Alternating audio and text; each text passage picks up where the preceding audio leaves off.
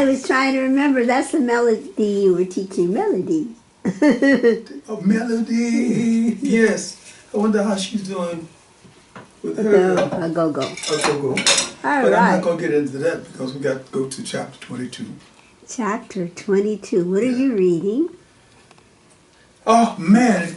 The reading goes on from The Snake 2020. The Snake 2020. And things are beginning to happen, as you know. I see. And Uh-huh.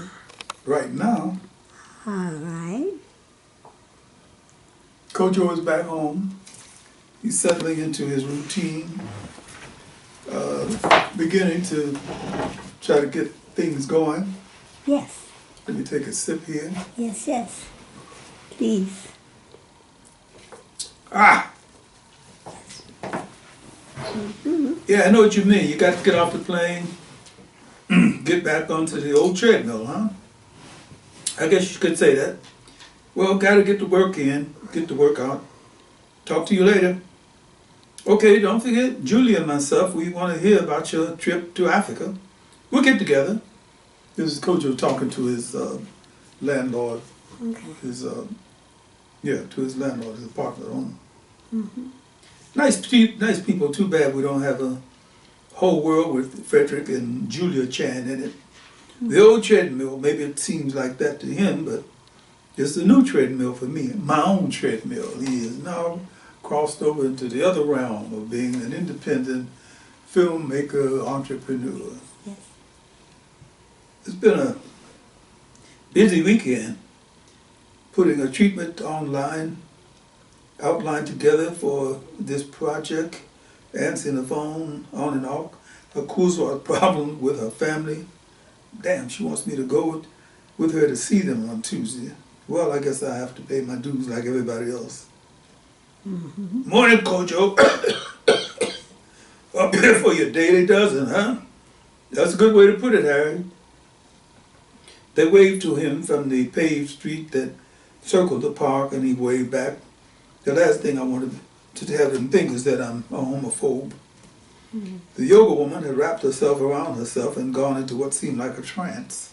Mm-hmm. The bookworm was walking his sad-eared beagle, reading a newspaper for a change. The Tai Chi guys were doing their thing, and the old Armenian men were assembling for a morning of card playing, doing surreptitious vodka drinking, and having sad discussions about their Holocaust, the one that the Turks were responsible for in 1915. Mm-hmm. This is the Bongstar Park up there where all this is happening. Yes. This place would make a hell of a film, just going from scene to scene. And me and my thing. Mm-hmm. An hour later, sweating, he made a brisk walk home, feeling loose and flexible. He walked in to catch the phone buzzing. Well, here goes my day. Hello? Hello, this is Mr. Dryson's office. Mr. Dryson would like to speak to Kojo Bediako Brown speaking. One moment, please. Mm-hmm. Kojo, Dryson here. Let's wrap. I got a meeting a half hour ago. Give it to me straight. What's this business about you turning away from making an honest buck? Mm-hmm. The mirthless laughter informed Kojo that the daisy train had connected. Mm-hmm. The word was out over the course of a couple of days. Goldstone had talked to Bascom at a swank Beverly Hills party Friday night. Buttram had a business call to Dryson, and the Kojo syndrome was discussed. Mm-hmm. Or a number of other scenarios could be imagined. In any case, the word had gotten around. Mm-hmm. Kojo Bediako Brown was committing Hollywood suicide. Mm-hmm. It had to be for a reason. Dan Dryson wanted to know what the reason was. I'll have to give it to you straight. I won't be available to do a script for UTD International. I'm just curious, mind if I ask why? I'm not at liberty to say just now. Well, okay, pal, keep in touch. Bye-bye. Mm-hmm. There, now it's done. I burned all my bridges. There's nothing to do but move forward and upward. Mm-hmm. You headed for a hot shower and a cold glass of orange juice. And Jingle, what are your feelings about Akuzawa?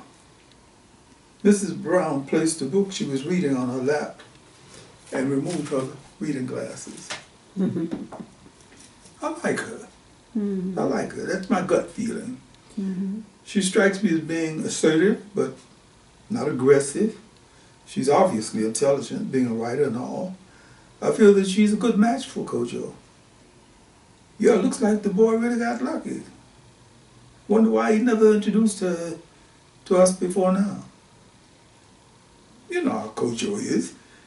He reminds me of your father in a lot of ways. The way he has to reflect on things before he'll give you an answer. I suspect he had to be 100% sure that this was the one. Mm-hmm. Yeah, no doubt about that. Mm-hmm. Wonder how they met. Filmmaker, writer, director meets writer, novelist on the street, recognize each other. That's the most unlikely scenario I could imagine. Me too.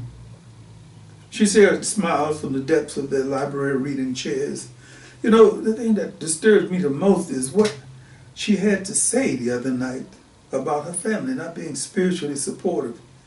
That really sort of eats at me. Yeah, I feel that way too. I think she was really brave and honest to come out with a statement like that. And the other thing she said, the mother who wants her daughter to join the Young Republican organization, the mother who feels that her daughter's books are too much involved with people living sinful lives, stuff like that. The father who feels uncomfortable about his daughter calling that much attention to herself. I don't have the feeling that we're going to be compatible in-laws. Well, let's see. We may be able to shift them around a bit, make them look at life from another perspective. I hope so. Mm-hmm. Mrs. Brown replaced her glasses, took up her book, and started reading again. Mr. Brown took a sip of sherry and returned to his task of compiling new titles to order from the latest book catalog.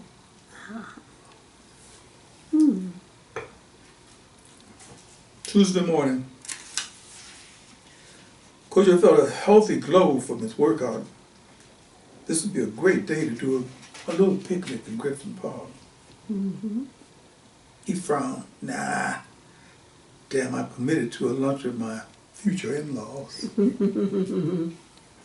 Kojo, believe me, I hate putting you through this as much as I hate going through it. Come on, it can't be that bad. I mean, let's face it, nobody's perfect. What time are we scheduled to be there? Lunchtime, about 12:30, 1 o'clock. No problem, we'll go and play the game. Mm-hmm. Damn it. I got stuff I could be doing today. I could put a few hours in on this treatment outline. I could start compiling a list of the actors and actresses that I might want to use. I could think of 100 other things to do rather than go and try to impress a couple of fuddy-duddies. Mm-hmm. Oh, well, I guess I gotta do what I gotta do. Messages on the machine. Kojo, this is your father, but I guess you would know that from the sound of my voice. Anyway, just calling to thank you for the carvings you gave us. Also to let you know that all the relatives that called in their thanks for the things you gave them. Thought you should know that. Okay, old man, that's it for the moment. Oh, one last thing. Your grandfather was quite taken with Akuzwa. His only regret is that she didn't have an older sister. That's it for now. Talk to you later. Good morning, Kojo Bediako Brown. My name is Felicia Davenport. I'm an actress and I received information from a reliable source that you're casting for an avant-garde production. I will, of course, submit my resume and portfolio of composites, but I can assure you that I'm capable of handling tragedy, comedy, and all the nuances in between. Please contact me. My number is 483-6220. Kojo slumped into his desk chair, feeling a bit sad. Damn, it started already. The hungriest, most talented people in town have picked up the scent. No need to try to determine the source of her information. It doesn't take but a minute for news about anything to spread in this town. The facts. Mr. Kojo Bediako Brown, we have received your letter indicating that you would be available for the exhibition of your works here at the University of Copenhagen. If it is convenient for you, we would like to have you come here August 10th to August 15th. If this is convenient for you, let us know as soon as possible, and we will send you a round-trip ticket and commence to design our program around your arrival. Peace. Jan Alborg. Oh, yeah. I'm damn sure going to Denmark on August 10th. Wow. What did I tell her? Cool. She'll really trip out. August 10th. Today is July the 15th. I got a couple of weeks to get all my balls rolling here, and then I'll break out for a few days of Scandinavian fun and games. I'll drop them a yes tomorrow. Meanwhile, let me see what I can put on here that won't distress the fuddy-duddies. Kuz wants me to trip with her from her place. Guess she needs a morale boost. He laid an ivory white linen suit on his bed, a manila woven cotton shirt, and a dull pink tie with small black dots. Now then, with these Italian pimp shoes on, I'll look elegant and cool. He began to strip off his sweaty workout clothes to take a shower. So they want to do lunch? Okay, let's do lunch.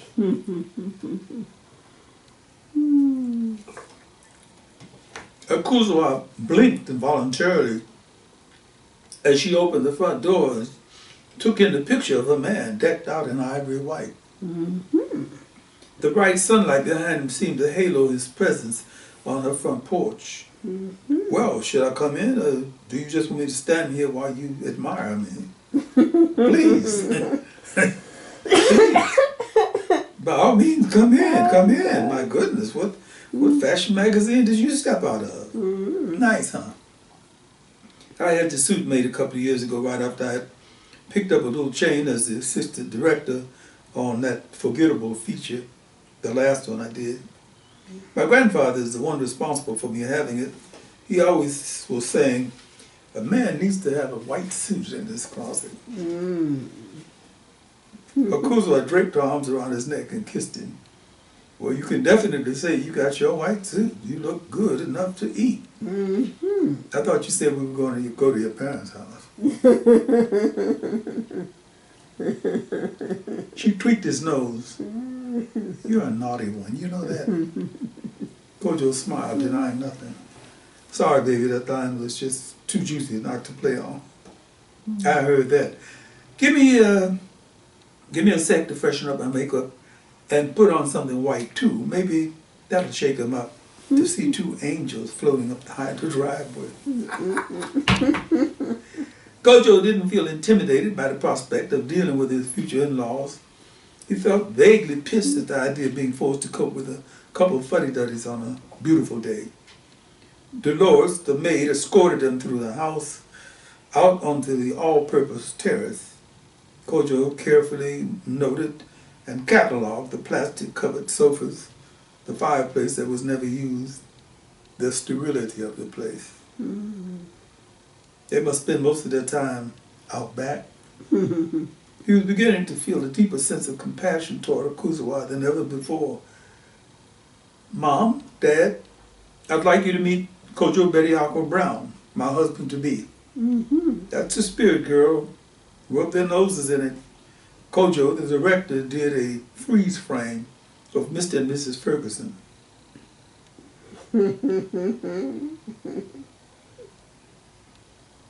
Kojo, my parents, Mr. Harvey Ferguson, Mrs. Minerva Ferguson, they both stared at him as though he was a creature from another planet. It must be this white suit that bedazzled him. How do you do? He shook their limp hands politely and leaned back to look down on them. If you think you've got a pooper out here on your veranda, you're going to be in for some rude surprises. Kojo had made an early decision to go with the flow if it were flowing forward. If they decided to play hardball, He's ready to go to bat with the first pitch. Mr. Ferguson recovered first. Please sit down, Mr. Brown. Sit down. Of course, Kojo pulled up her chair beside him as he occupied a seat opposite her parents. Okay, the perimeters have been set. Let the game begin. Mr. Brown, Minerva purred in that phony tone that Kojo hated. Would you care for something? We'll be having lunch shortly. Kojo popped in to take up the slack. Yeah, that's a wonderful idea, Mom. Dolores, tráigame dos botellas de Bohemia. ¿Hay Bohemia? Sí, señorita, pronto, came the answer from the kitchen. Kojo smiled as the frown that creased Mrs. Ferguson's brow. Kojo insists on speaking to the servants in their own language. Doesn't sound like a bad idea to me. After all, we are in California, which used to be a part of Mexico, and depending on demographics, it may be Mexican again. There, that did it. The battle lines were drawn. An icy curtain settled across the table as the maid delivered 2 frosty cold bottles of Bohemia beer. Harvey Ferguson signaled to the maid, bring me one of those too. Minerva, are you having something? I don't drink beer. She snapped with a disdainful curl of her lips. Dolores, bring me an iced tea. Kojo pinched Kojo's thigh under the table. He stifled a sarcastic smile. The beer was deliciously chilled. A few pregnant moments passed. Kojo and Kojo sipping their Bohemias, Mr. and Mrs. Ferguson looking uncomfortable. Mr. Brown, please call me Kojo, Mr. Ferguson. And you too, Mrs. Ferguson. Yes, of course, Kojo. So our daughter tells us that you two want to get married. Dad, Kojo broke in, I told you that we were going to get married, not wanted to. Since Kojo, must you interrupt your father like that? Yes, I must interrupt my father like that because he needs to be corrected. Once again, the icy curtain dropped. Mrs. Ferguson decided to do a flanking movement. Kojo has told us that you're a brilliant writer, director, filmmaker. Yes, it's true, I am.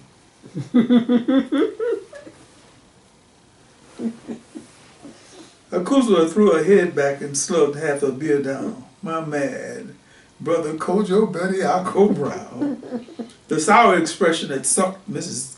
Ferguson's cheeks in made Kojo smile. Well, I must say, you're quite modest. Have you done anything noteworthy?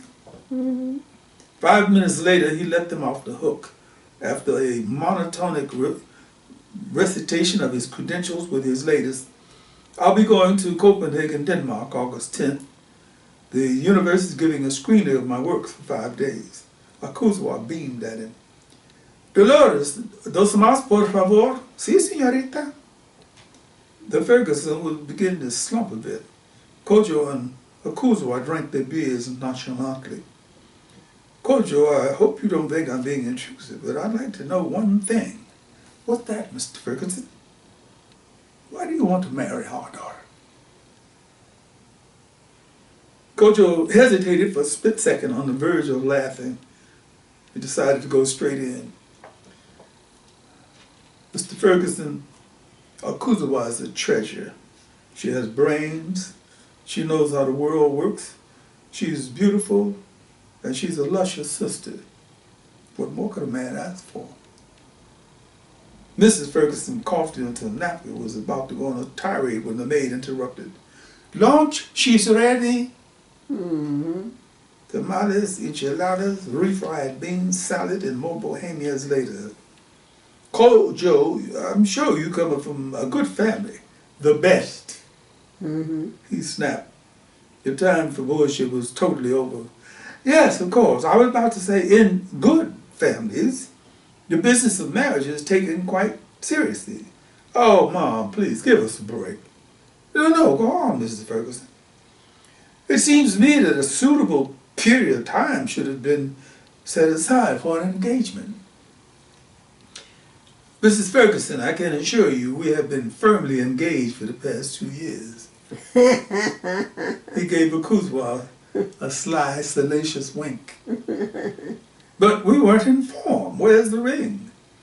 You weren't informed because our engagement concerned us, period. And so far as rings and all the rest of that Eurocentric nonsense, who needs it? I mean, what does putting a ring on a woman's finger mean? The important thing is a heart-to-heart commitment, not a ring commitment. Mm-hmm. The Fergusons stared at him as though he had just slapped him in the mouth. Mm-hmm. Oh, you saying that it is Eurocentric to have an engagement ring? Mr. Ferguson mumbled a little bit. Yes, sir. Yes, sir. Yes, it is. As well as this charade that we're going through right now. If matters were really going to be handled in a proper way, members of my family would have contacted members of Akuzwa's family, gifts would have been exchanged and so on. But this is America, and for better or worse, we are African Americans and things are different for us here.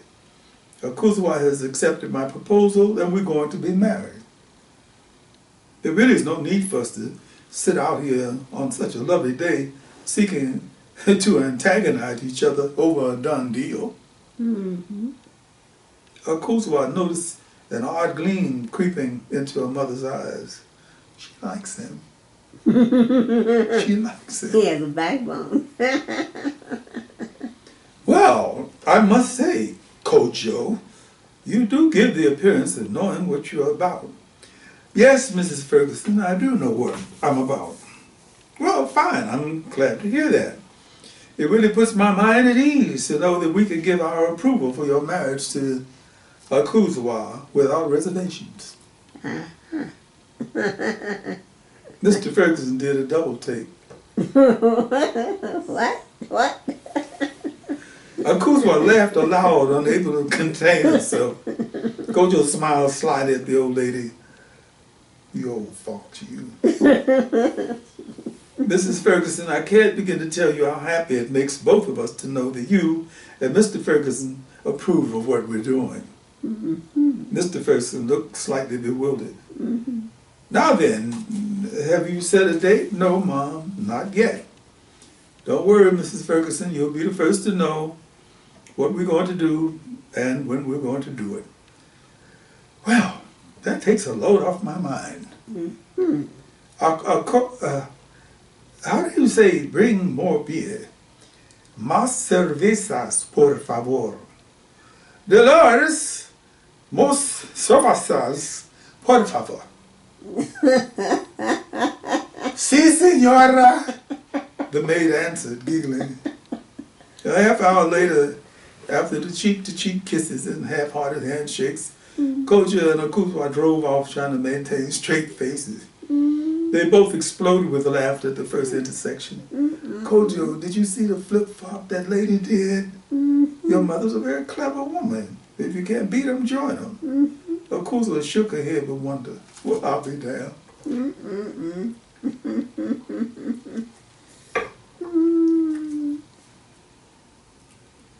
Kojo, I gotta tell you, son, you really know how to pick them. Yeah, Akuzwa's a really fine lady, no doubt about it. Whatever happened to those 2 African girls you had in the deep freeze? Granddad, you don't forget anything, do you? Well, I guess when you get to be my age, there's less time for forgetting. Oh, I see, said the blind man. They clinked their glasses of Chivas Regal and sipped. The old man settled back in his chair and waited. It was the most incredible thing. Remember me telling you about comfort, the passion flower, and grace, the conservative? I fixed them in my brain. In literature, they would call them a juxtaposition of opposites. Yeah, that's right. The old man is so full of surprises, it's frightening. Opposites they were and opposites they become. Comfort, the passion flower, has become a humorless, straight-laced Jesus freak. I can't say she's become a humorless, straight-laced, sexless Jesus freak because she has 2 children by a married man. Evidently, she's found a way to rationalize some wayward conduct. So it seems, so it seems. Meanwhile, Grace, the former Miss Goody Two-Shoes, has become a fresh spring of groovy thinking, of sensitivity, the whole thing. I was really tripped out by the change. If she hadn't let me off the hook emotionally, it would have been real hard to come back here to Akuzawa. I'll never be able to tell you exactly what she said to me, but it was made clear that we had shared something special and there was no need to have regrets about anything. I love that type of woman. They make you feel that emotional involvements are really worthwhile. I never thought about it like that. So you get ready to take a trip to Viking country, huh? Yeah, I told you they're giving me a free ride, round trip, accommodations, a week's screening of my work, questions, answers, all that. That's wonderful, Kojo, really wonderful. I was just thinking when you first told me about this, ain't it a shame we always have to go to some other country to achieve recognition for what we do here? Yeah, well, that seemed to be the way the cookies crumbles. I'm sort of glad it's the Danes because I've always thought well of their racial attitudes, their social attitudes. I'm sure there must be some prejudiced, racist Danes running around, as well as Swedes, Norwegians, and Finns. But the Scandinavians have never seemed to give the racist ethic enough oil to really root in. You know what I mean? That's true, that's true. I remember during the Second World War, when Germany took over Denmark and passed a decree or something, which was supposed to force the Danish Jews to wear the Star of David on their clothes. The king was the first one to have a Star of David on his chest and rode through the streets on a white horse. The day after the order was given. In addition, when things really tightened up, they loaded hundreds, maybe thousands of Jews in boats and ferried them across to neutral Sweden. I didn't know that. Yes, in fact. Got to be some nice people to do something like that. I would think so. When are you leaving? About 2 weeks from now. That ought to be a blast. Going somewhere to have people appreciate what you've been doing with your life. Come to think of it, that will be a blast. You know you have my blessing, Kojo. Thanks, Granddad. Kojo left his grandfather's house slightly buzzed after sipping 4 fingers of scotch and drove aimlessly for a few minutes. I think I'd trip up to the park, Griffith Park, with all the crooks and crannies he explored over the years. He decided to go to the planetarium and look out over the city. Los Angeles sprawled beneath him, hazed by late afternoon smog. I wonder if I should have talked with him about Asiafo, about the deal I made. No. I did the right thing. Don't talk with anybody about it. It sounds too crazy. People will be running around here screaming that I'm into voodoo or something. As though they really knew what voodoo was. How much time do I have to do the first thing I'm supposed to do? He felt the edge of panic creep up his back for a moment. 3 months. I got less than a month. No, more than that. He suddenly felt too nervous to try to count backwards to the time he had met the man in the forest. September. It's got to be September, before the second week in September. I'll return from Denmark on the 16th. We'll get married then.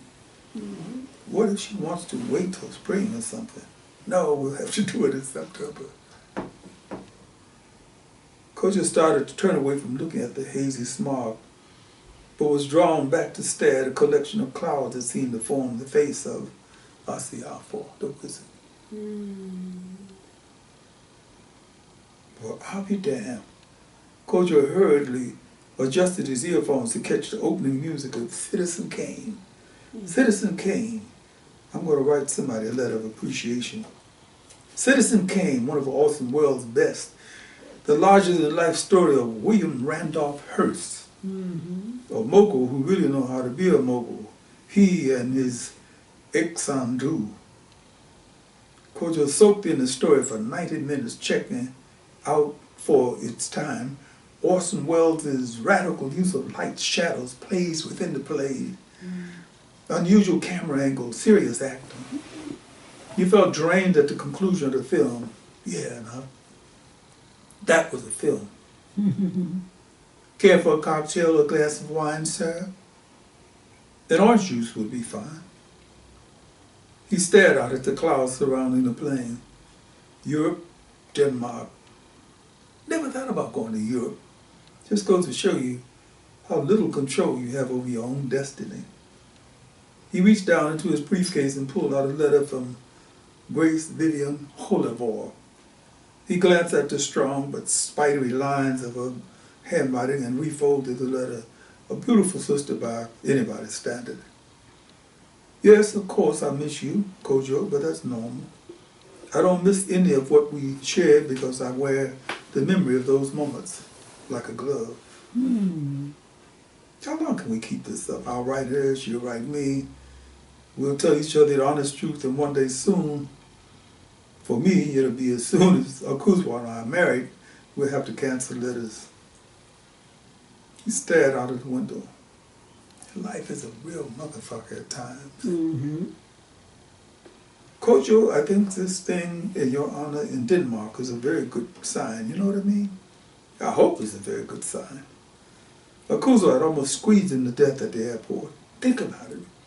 They're pulling the kind of rabbits out of the hat for you that they usually reserve for old gray men. I'm so proud of you. I don't know what to do. Well, look at you getting ready to do a cross-country PR thing for your book. Yeah, we do seem to be tripping, huh? And loving every minute of it. I'll call you from Copenhagen. I love you, Kojo. Love you too, Akuz. Ladies and gentlemen, please fasten your seatbelts. We will be landing in approximately 15 minutes.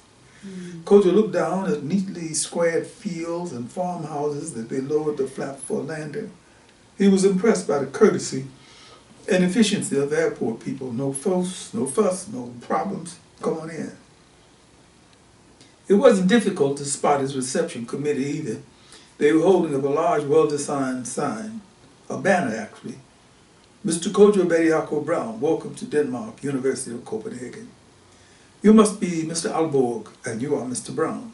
Yes, pleased to meet you. Alborg turned to introduce him to the other three members of the welcoming committee. Teresa Arbus, who will be your day-to-day coordinator. She will be responsible for you to make the screenings, workshop, question and answer sessions, etc. Harold Anderson will be your driver, and as you say in America, your gopher.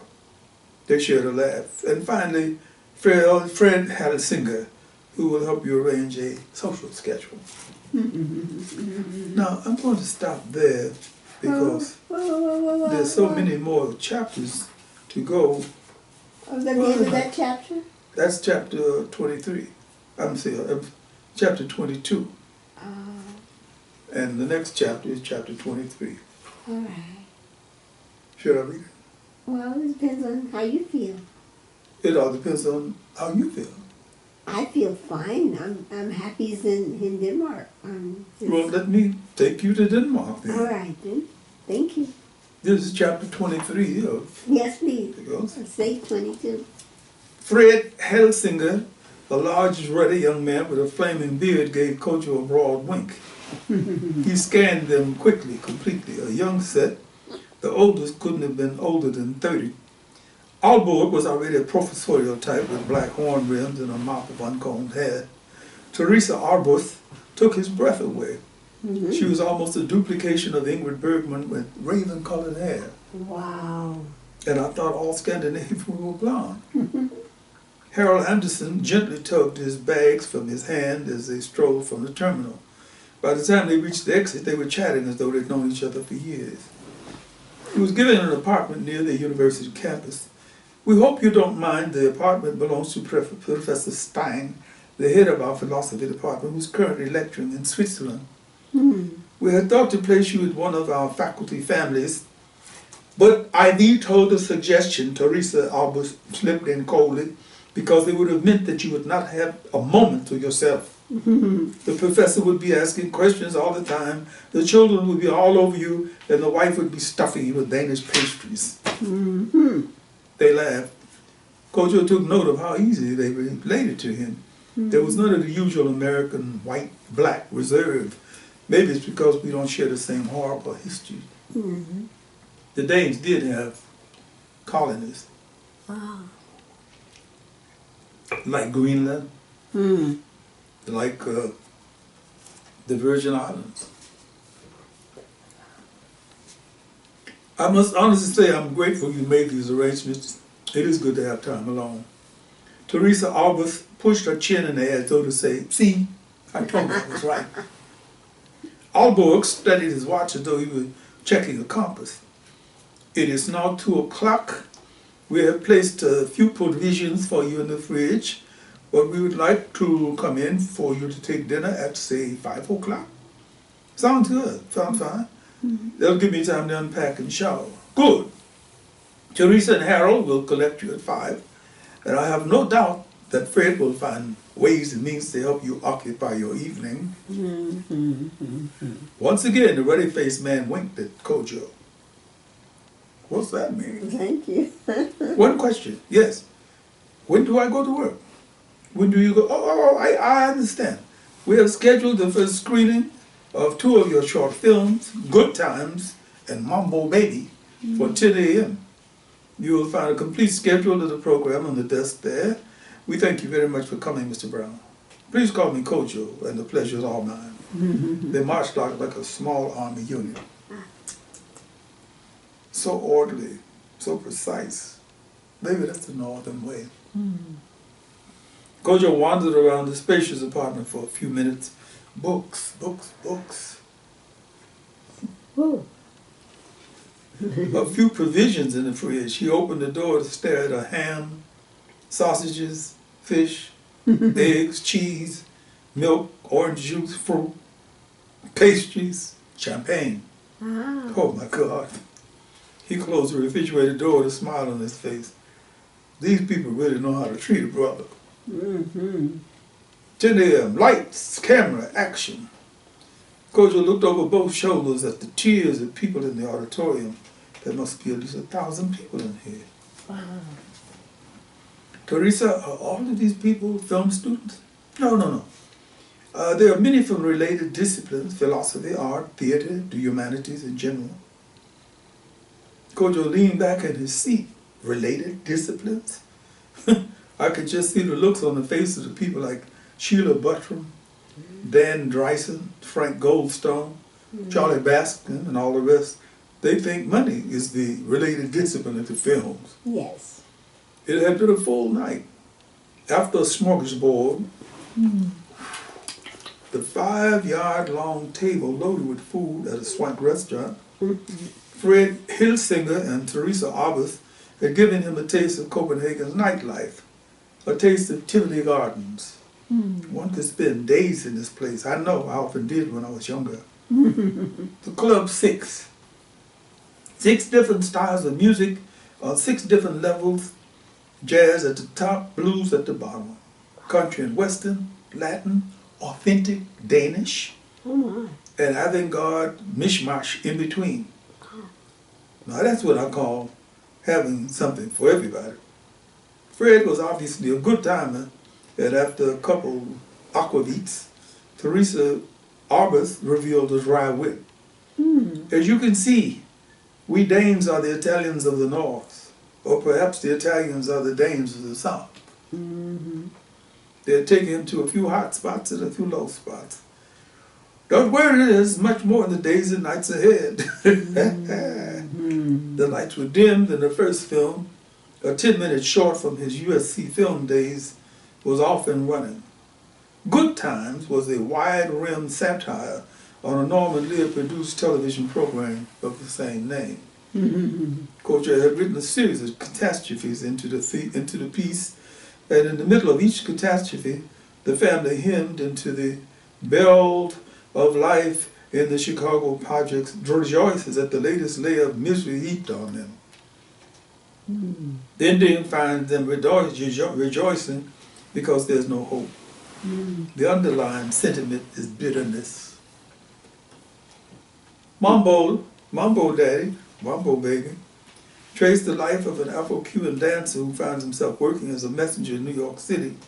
He did a lot of intercutting and subliminals to show where the man had been and where his head was now. Kojo was honestly shocked, pleased, and surprised at the sustained applause at the conclusion. John Alborg took the podium. And now, ladies and gentlemen, it is my privilege and honor to introduce you to the man who is responsible for the two works you have just seen. We will be showing more of his works this afternoon. The series will continue mornings at 10 a.m. and afternoons at 2 p.m. until Friday. Now then, without further interruptions, Mr. Kojo Bediako Brown. Kojo strode to the podium, feeling like an authentic celebrity. There wasn't a great deal he had to say about himself. Alborg and company had done a complete bio on him on the back of the program for all to read. That's how you take care of business. The questions came in an orderly manner, but rapidly. Would you say that your being an African American has been the biggest influence on your work? Unavoidably. That's a given for any African American artist working in America. Some would deny this, but I would vehemently disagree with them. In the two short films we have seen, you limit yourself to concerns about the black experience. Do you intend to remain in that particular groove, sir? First, I would like to say that delving into the African American experience offers unlimited possibilities, and if I should choose to remain in that particular groove, I would have enough work for 10 lifetimes. Is there a universal message or messages in the two short films? Yes, one film is worth 1 billion words. Are you married? Jan Alberg called a halt to the questions after an hour with a curt, "Thank you, ladies and gentlemen. Our series will continue at 2 p.m. today and 10 a.m. tomorrow." It took another half hour of handshaking and exchanging pleasantries with students who couldn't resist the parting shot. "I love your Mambo Baby. It's an important work. Thank you." Kojo was exhilarated by the reception. Wow. Wait till I tell the Kuzwa about this. Unreal. Mr. Brown, Kojo, come. We're having a smorgasbord with the faculty. Once again, he was led the length of a 5-yard table with Teresa Alboth suggesting bits of this and bits of that. One must pick and choose carefully here, or else you will lose your appetite. We dames eat too much. Oh, really? 15 faculty members walking him to their round table with more questions. Teresa Albus whispered, "Sorry." Kojo floated on the exchange. He could not ever recall having such a free-flowing conversation with men and women who were twice his age, except for his parents and grandpa. They wanted to have answers to serious questions, and if the question happened to be rooted in racial soil, no one tried to avoid the question because of that. It's like just talking with people for a change. Yes, they are white people, I can see that. And they could see that I'm an African American, but the tension is missing. The tension is missing. He mentally analogized the setting. Just think of the crap I'd be dealing with if this were a USC faculty cafeteria. We'd probably be at fisticuff level about now. Kojo, it's 1 o'clock. I think it would be a good idea to rest for a bit before the next session. Do you agree? He nodded in agreement, not feeling the least bit tired of the exchanges. 15 faculty members had to shake his hand before he departed. Harold Anderson, the driver, whipped him to his flat in 5 minutes. "I will come for you at 10 minutes of 2. I'll be ready." Not eager. Hey, when it's time, it's time. Kojo enters the apartment, stripped to his shorts, opened a well-chilled champagne and sprawled on a well-upholstered chair. Damn, this is great. The life. 2 p.m. The short films were black Indian cowboys and blues singers. Black Indian cowboys was his homage to thousands of men and women of African, Native American descent who herded cows in the West. The men and women who were responsible for so much of the Western mystique that they were never given proper credit for. Blues singer offered insights to the blues tradition. He focused on the work of Howlin' Wolf, Muddy Waters, Lightning Hoskins, Taj Mahal, and Babalade Olomina. Once again, the auditorium erupted with sustained applause at the conclusion. Well, when some of my friends started reading one of these books, they come across their name. Once again, the auditorium erupted with sustained applause at the conclusion. I could begin to like this. He was pleasantly surprised to discover there were people in the audience who know a great deal about the American West. At some point, one of them explained, we all wanted to play cowboys and Indians. Here in Denmark, of course, everyone wanted to be an Indian. He assured them that he was not a sociologist, but that the logical integration of the Native American and the African was a natural mating. We had so much in common with each other that they never detail, like when they detail a car in our history books. Common ideas concerning the nature of the universe and the supernatural. The biggest distinction is that the West African was coming from a more agriculturalized society, and the Native American on his horse was more of a gatherer-hunter. But aside from that, we clicked. As a matter of fact, you don't have to scratch too far beneath the surface to find a Native American ancestor in most African American families. I have a Cherokee and a Chickasaw in my family. Yes. He felt a bit sad trying to explain why young African Americans turned their backs on the blues and why so many young American whites adopted it. There are many things about America I couldn't possibly begin to try to explain to you. It would take a long time. Yes. The auditorium bubbled with seriously good vibes at the end of the presentation. You are a smash hit. Teresa always whispered to him as he signed autographs and answered last-minute off-the-cuff questions. He was able to break free after 45 minutes. Wow. Kojo, it is 4:30 now. Would you perhaps like to have an early dinner before Fred scoops you up for his night in Copenhagen? I'd like to see a good Danish film. No sooner said than done. 15 minutes later, they were strolling down the aisle of a plush theater in downtown Copenhagen. He took careful note of the reaction of the people who looked at him. The women simply smiled and gave the kind of look that asked, where can I get one? The men made a surreptitious study of the woman's beautiful body, her shining black hair, and her Ingrid Bergman profile, and seemed to say, you lucky dog, you. He couldn't detect any of the customarily bad vibes he would have felt in the States. It might be a different scene if there were some sisters lurking around here. Kojo found himself drawn to colored faces. The Africans he could spot in a second. A few fast-moving African Americans. Teresa, who are the Chinese people? They're from China? No, not China. They're Greenlanders. Eskimo people from our island colony. I didn't know Denmark had a colony. Of course. Yeah. All European countries have their colonies. Come, the film is about to begin. A Danish film.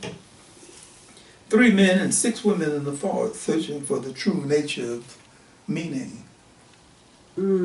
Or something close to that. Would seem to involve a lot of sexual exploration. A lot. Okay. Kojo took note of the audience, a real cross-section of Danish life. Men, women, children. Okay. Children watching a film that would have been considered artistic porno in the U.S., artistic porno, but still porno. They strolled through the walking streets, no cars allowed. Well, what do you think? She asked with a curious gleam in her eye. I must say, it was certainly explicit, no punches pulled. Ah, yes, Danish films are like that. A pleasantly warm summer evening in Copenhagen. He admired the stylishness of the people. They dressed well and they looked healthy. So now you've seen the film, shall I return you to your place and offer you to the tender mercies of Mr. Helsinger? Kojo made a snap decision. No Copenhagen tonight for me. Tonight, I'd like nothing better than to have a well-made sandwich and a bottle of Tuborg Dog. Come, I know just the place. A sandwich house, making nothing but sandwiches, beer and coffee. The menu listed 100 sandwiches and their contents. A sandwich house. Really? Whoa, this is what I call serious sandwiches. Sandwiches and beer. After the second beer, he became aware of her looking at him in a curious way. Kojo, yesterday, one of the questions was whether or not you were married. You answered, not yet. Does it mean you're engaged or that you're thinking about it? Both. I'm engaged and I'm thinking about it. She laughed at his answer. Lovely lady. Maybe beautiful would be a better description. So free and easy. Teresa, you ever been to America? Never had the slightest urge. I'm satisfied with what I see on CNN and in the films. The place strikes me as being rather violent. The gangs, the police, the general makeup of the place. I like the atmosphere of my country, of Denmark. We make mistakes, of course, but we don't attempt to cover the mistakes up with violent actions. Someday I would like to go to the U.S., but it isn't high on my list of priorities. Oh, I see. No Ghanaian taxi driver here begging for help to secure a visa. 3 beers and 2 sandwiches later, they stutter-stepped out of the sandwich house. Now what? This I would like nothing better than take a hot shower and curl up with a good book. I think I'm beginning to feel a little less jet lag. Yeah, I understand. She gave him a little kiss on both cheeks as he was about to exit the taxi. Teresa, thank you for everything. My pleasure. Rest well. There's tomorrow. I'll be ready. He stared at the taxi as it pulled away. Teresa was waving from the rear window. That's a groovy lady, quite groovy. 10 a.m. Wednesday morning. Fred and Harold were standing at attention by the side of the car. Ah, Kojo, Teresa told me you wanted to rest last evening, so I did not collect you. I wanted to take you to an authentic Danish nightclub, maybe this evening after dinner. Very good, very good. One 30-minute film in the morning, a documentary he fought for. The African presence in ancient Polynesia, Melanesia, and capoeira in Brazil, the dancing martial art, in the afternoon. The African presence in ancient Polynesia, Melanesia, stimulated an hour of discussions. Most of the students had heard or had read about Thor Heyerdahl's sailing to the South Seas on a balsa raft. They also were unresistant to the idea that African adventurers had visited the islands. One has only to look at the faces of the inhabitants of those places. They certainly didn't immigrate from Switzerland. Kojo was forced to take them through the racism of USC. He could see skepticism on many faces. I'm telling you the truth. Right now, in the United States of America, it is very difficult in many institutions to receive funding for projects that are not considered Eurocentric. Capoeira in Brazil, the dancing martial art, was pure pleasure, offering the students a look at a facet of Brazilian cultures they knew nothing about. I thought those guys were simply soccer players. Kojo was persuaded to do a few capoeira movements after he confessed that he was a student of capoeira. Oh my. Okay. You gotta do what you gotta do. Yes, okay. The applause rang in his ears at the conclusion of his mini demonstration. I have to call her Kuzwa this afternoon, tell her how well things are going. Back in the apartment for a brief rest and a small dinner party in his honor at the home of one of the faculty members. He couldn't remember when he had been surrounded by as many men with full-fledged beards and provocative questions. I've often asked myself why the African American didn't immigrate to a more hospitable environment. Professor, what you have to remember is that we built America. It was the 400 years of our blood, sweat, and tears made it the great power that it is today. Mm-hmm. We couldn't turn our backs on what we've done. The beer, the aquavit, the wine flowed, the conversation went round and round. Mm. Please tell us, Mr. Brown, what are your plans upon your return? I will be forming a production company to produce Afrocentrically oriented films. Teresa Audibus rescued him from another hour of honest curiosity by simply announcing in Danish, Mr. Brown had a very busy day and will have a very busy tomorrow. Good evening. Fred Helsinger was waiting. What do you say, a nightcap at the Danish club? Kojo couldn't resist the man's urge to show him a good time. Teresa Alborth gave Fred Helsinger and Harold Anderson pointed looks and tapped her wristwatch. Only a nightcap, Teresa, only a nightcap. The Danish club on the second floor level overlooking the river. Danes were having full-throated conversation fueled by steins of Tuborg beer. He did a double take on the two beautiful blondes smoking cigarillos. Teresa, you smoke cigars? He whispered.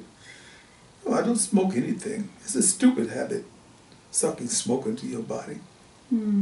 They occupied a wall table and ordered steins of beer. The atmosphere was lively. Fred, what makes this a Danish nightclub? Helsinger buried his mustache in his beer before answering. Well, if you are unlucky or lucky, as the case may be, you will have the opportunity to find out. Oh. Kojo, a people watcher from way back, did a slow pan of the room. Huge space, maybe 50 yards by 100. His eyes swept back to a trio of men who were crying at a table a few yards away. Crying? What the hell were they crying for? Yes, Kojo, I see that. Now perhaps Mr. Helsinger can enlighten us. Fred Helsinger took another swallow of his beer. They are feeling what you would call the blues. Kojo was honestly puzzled. The blues? About what? It's a beautiful summer evening, the beer. Harold Anderson popped in. That's it. That's the problem. They know it is a beautiful summer evening now, but it will become winter next month. It will be cold here. We will be closed in. We will have everything we want. Our taxes will be paid. Our National Health Service will take care of us. We will not have any of the concerns you have in your country. So that causes people to have the blues? Yeah. Yes. Yes, Teresa Albers answered sharply. Yes, that is one of the reasons for the blues. Personal initiative is lost. We know that we're going to be taken care of, and it's somewhat distressing. We know that the huge sums that are deducted from our paychecks will be used to take care of us.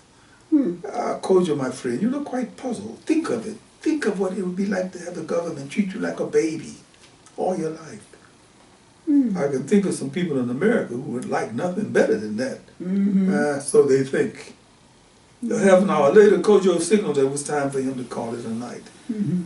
Fred, Harold, Teresa, I thank you for taking me to this authentic Danish nightclub. I'm sure I'll be depressed for days. They shared a big laugh on the way out. Sounds like you're having a wonderful time, Kojo. I am, I really am. In some ways, it seems unbelievable. Here I am in this Nordic country surrounded by white people, and I can't think of one bad vibe, not one. I don't know quite how to put it, but the clearest thing that I feel is that we, the Danes and us, don't share a common horrible history. You don't see people trying to avoid looking you in the eye, for example, or coming off with stupid, stereotypical thinking. I can see how that would make a lot of things seem more positive. Well, that's enough from this side. What's happening over there? Well, two biggies offhand. My publishers decided to cancel out on a cross-country PR thing. They seem to think the money would be better spent on TV ads, television ads, newspaper ads. That doesn't sound too bad.